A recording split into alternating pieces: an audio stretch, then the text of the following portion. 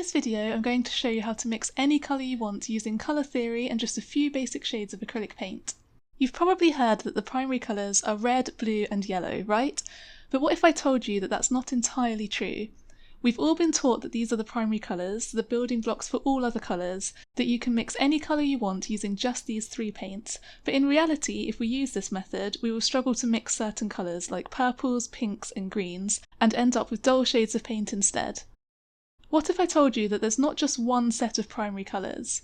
One set of primary colours that is often overlooked when working with paints is cyan, magenta and yellow, otherwise known as CMYK. There's a reason that these are the colours that printers use, because they can create a huge variety of vibrant colours. So here are our two sets of primary colours, red, blue and yellow, and magenta, yellow and cyan. As these are all primary colours, you won't be able to make them by mixing together any other colours. For example, no matter how much white and blue you add to red, you won't end up with a bright shade of magenta, as you can see here when we compare it to the magenta straight from the tube. So by only using one of these sets of primary colours, we have been really limiting our opportunity to create a whole range of beautiful colours. Another really important tip to consider when paint mixing is the colour temperature of your paint. Each shade of paint has a colour temperature, and it's either warm or cool, so even a cool colour like blue can actually be a warm shade. To help explain this, I can use two different shades of blue, ultramarine and phthalocyanine, which is really hard to pronounce, so from now on I will call this phthalo blue. These are both pretty dark, so it's hard to see the difference, but if we add a little bit of white to each, we'll be able to see just how different they are. As you can see, ultramarine blue is much warmer and is leaning towards the violet shade of blue, and phthalo blue is much cooler and is leaning more towards turquoise. This is because ultramarine blue has red undertones and phthalo blue has yellow undertones. This is crucial when mixing colours, as we need to understand all of the colours that are within our shade of paint. To explain why, we need to have a look at the colour wheel. Complementary colours are colours which are opposite each other on the colour wheel, for example red and green or purple and yellow. If you mix any two complementary colours together, like red and green, you will get a desaturated dull shade of grey or brown. This is because complementary colours cancel each other out. So for example, if you're trying to make purple, you will want to avoid its complementary colour, which is yellow. We've all been told that you have to mix red and blue together to make purple, but if you mix a cool blue, like phthalo blue, which has yellow undertones, with a warm red, which also has yellow undertones, then you will end up with a dull shade of brown.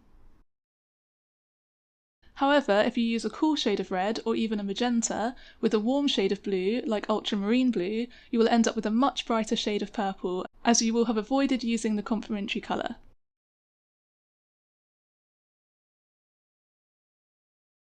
This is the same with any colour you want to mix. For example, if you want to make orange, you'll want to avoid using paints with blue undertones, and if you want to make green, you'll want to avoid using paints with red or magenta undertones. I've created the perfect combination of just 6 paint colours that you can use to create pretty much any colour you can think of.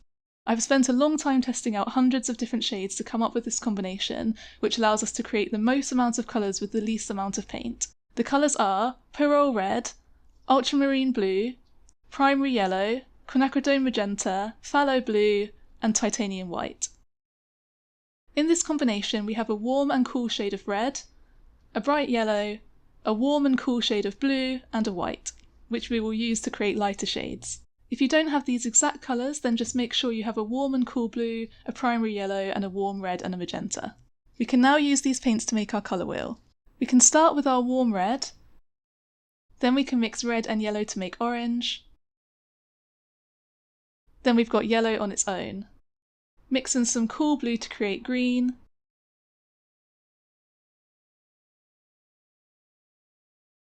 then we have cool blue on its own, then warm blue on its own.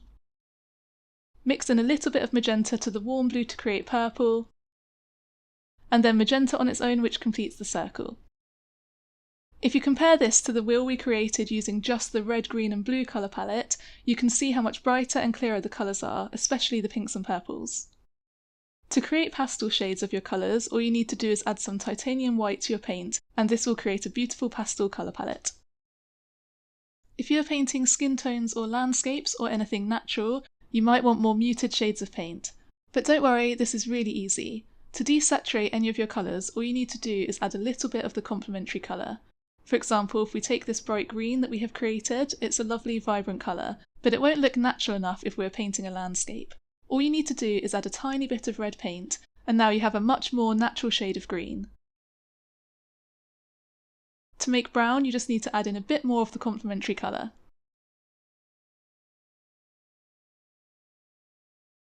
So as you can see, we can mix pretty much any colour we need using just a few shades of paint and an understanding of colour theory. I hope you found this video helpful. If you'd like to learn more, I have full step-by-step painting tutorials available on my Patreon. Don't forget to like and subscribe to see more videos like this.